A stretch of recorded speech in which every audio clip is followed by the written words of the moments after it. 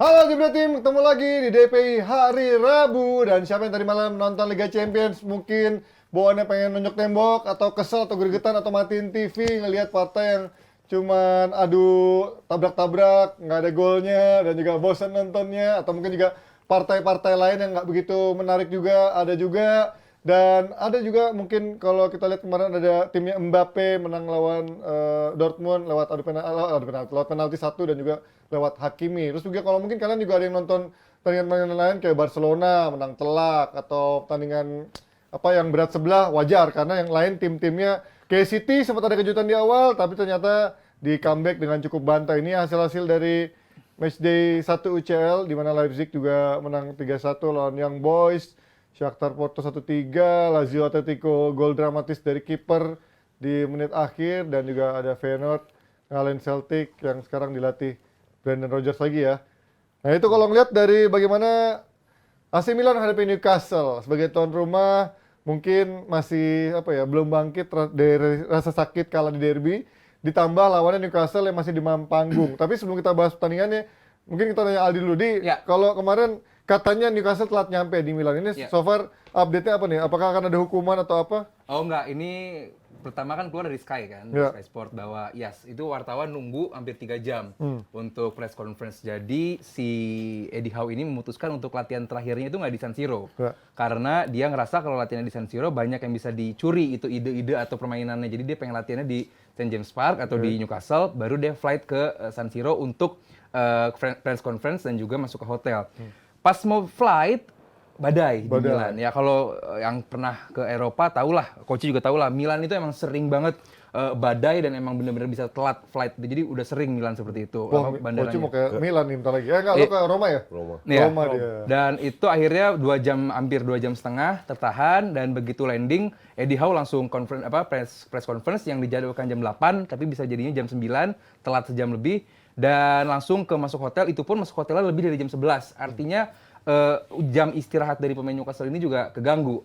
Tapi kalau untuk latihannya keganggu apa enggak, karena emang latihannya dijadwalkan emang di Newcastle, baru mereka flight. Ini emang hal yang baru, jarang. Biasanya orang latihannya di stadion away-nya, baru mereka masuk ke press conference, baru ke hotel.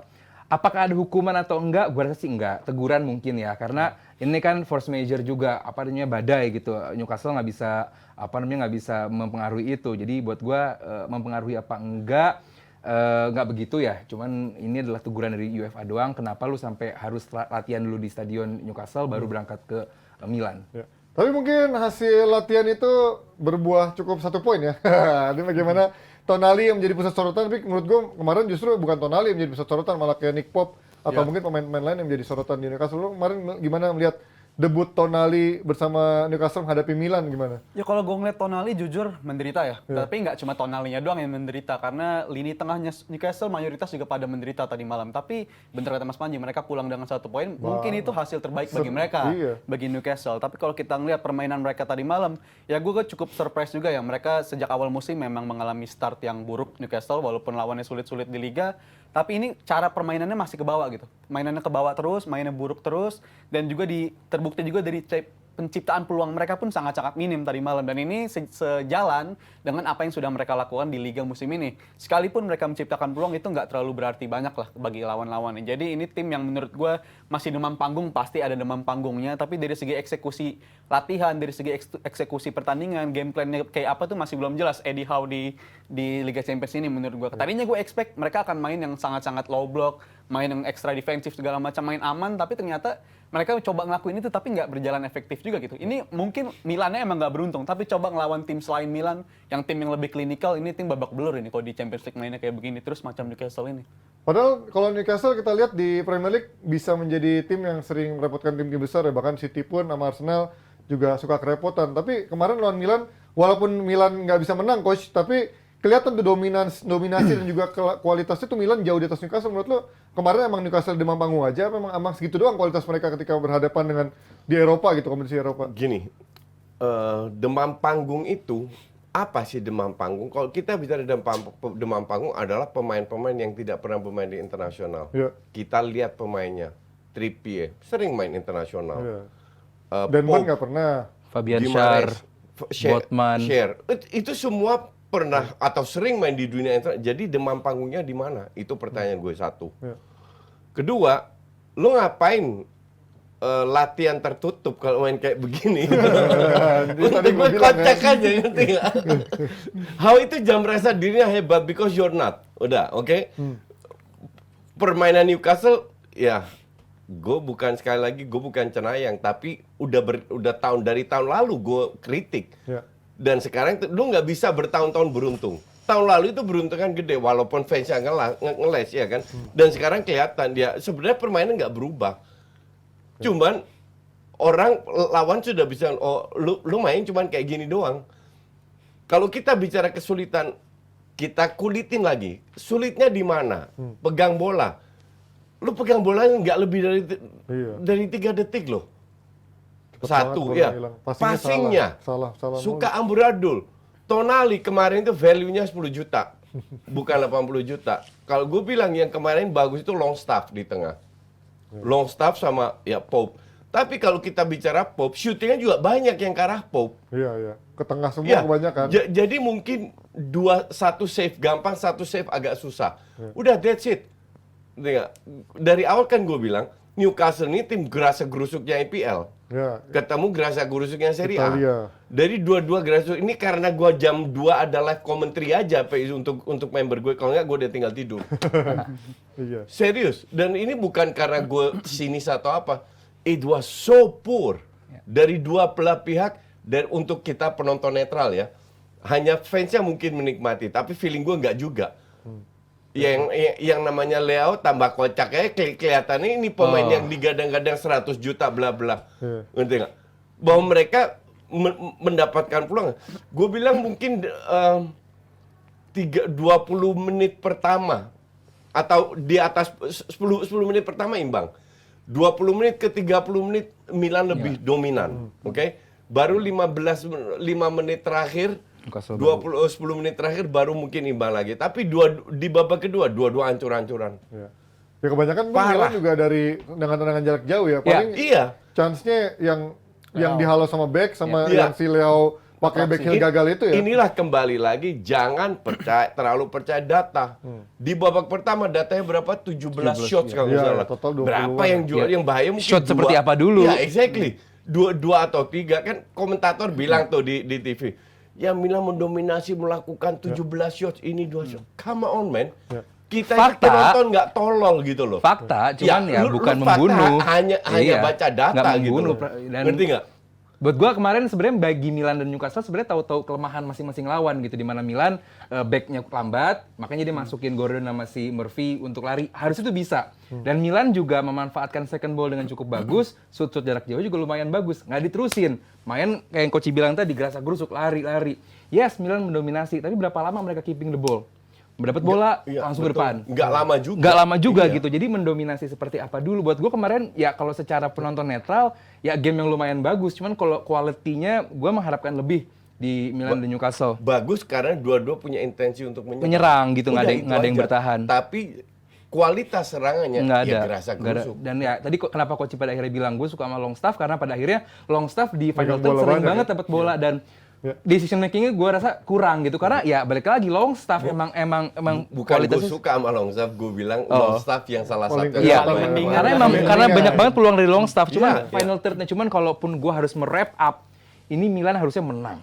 Harusnya. Ini Milan harusnya menang. I agree. Cuman I agree. sayang banget beberapa peluang matang Nggak di bisa di clinical endingnya ya. seperti itu. Cuman ya kalau gue harus menyalahkan satu orang, gue menyalahkan Leo game kali ini. Karena Leo itu bisa menjadi pembeda sekali malam kemarin. Dan cuman kenapa lu harus back heel? Gue man of the match aja begitu gue ya? nggak against back heel ya. Kalau lu udah menang 1-0, 2-0, Ya, terus ya, melakukan ya, back ya. heel, Ya, ya, silakan. ya, ya. Cuman ini tim lu dari belakang lagi mencoba bikin satu gol, satu kemenangan, satu gol. krusial malah Momen nggak gol ya. krusial itu kalau lu shoot datar aja, lu belok ke diagonal, itu jadi. Padahal ada space. loh. Ada space main gede. Ada space. Dia ngelewatin ada space. Itu buat gua Leo momen yang I sangat- don't get it. Tapi Nah, ini partai yang mungkin kita lihat nanti akan menjadi mungkin lebih klimaks ketika akan bertemu di St. James Park nanti ya. Partai Gresik-Grusuk jilid 2 karena mungkin ini karena baru pertama ketemu, dalam sejarah juga baru ketemu dan sama-sama udah lama nggak main di Eropa juga di Champions League, masih agak-agak kaku. Nanti kita lihat di jilid kedua. Tapi kalau kita ngebahas bagaimana kemarin ada sedikit kejutan dari City lawan Red Star Belgrade, mungkin ada kejutan dari golnya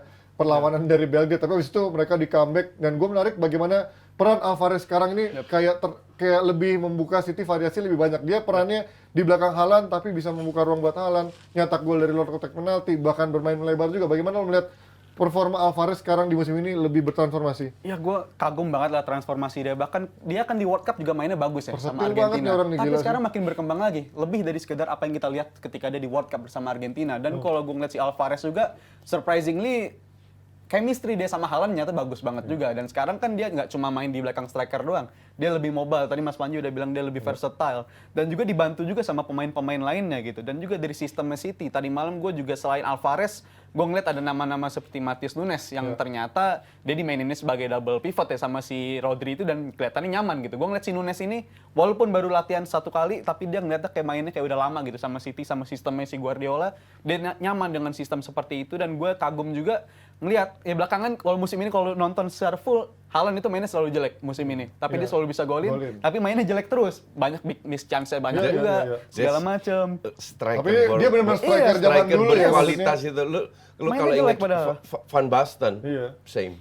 Sering main jelek, cetak gol. Tapi gue ingat Miss kata chance. Maradona tuh, dalam pertandingan 90 menit mungkin efektifnya lu cuma megang bola 2-3 menit, tapi itulah menentukan lu menjadi pemain hebat apa enggak. Itu Lu bisa kata nyetak Johan gol atau Cruyff. enggak. Oh, dan Maradona juga ngomong gitu, coach. Karena Ya, Maradona niru Johan Cruyff. di Argentina lawan Inggris kan dia cuma megang bola berapa kali kan. Minim Nah itu dia. tapi dia bisa menjadi penentu langsung dalam hanya hitungan menit itu. Lo gimana ngeliat peran dari Alvarez yang bisa membuka dinamika baru ketika even KDB cedera gitu? Nggak ada yang kaget juga sih, Ji, kalau Alvarez bisa seperti ini. Karena dia bermain di klub dengan sistem yang sudah sangat jelas. Iya. Dan dia diberikan peran sekarang juga lebih leluasa. Lu boleh passing, lu boleh shooting.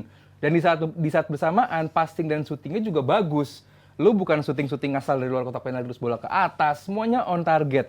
Banyaknya on target. Dan ya Alvarez gua nggak kaget nih dengan absennya KDB. Dia mempunyai peran yang lebih besar banget. Nggak cuma menjadi goal getter, tapi menjadi supplier untuk Haaland. Dan juga beberapa sayap kanan dan sayap kirinya juga. Doku pun jadi nampak bagus. Iya. Foden juga nampak bagus. Ini sistemnya Pep udah jelas banget, dan gue kaget juga tadi Matheus Nunes nampak bagus karena ya ini udah sistemnya jadi udah autopilot. Tapi kalau ada KDB kan nggak main kayak gini. Nggak ada, Iya, iya, beda. Alvarez Justru nggak akan main seperti Cuma ini. ada KDB Jadi main berubah dengan mainnya ketika- Yes.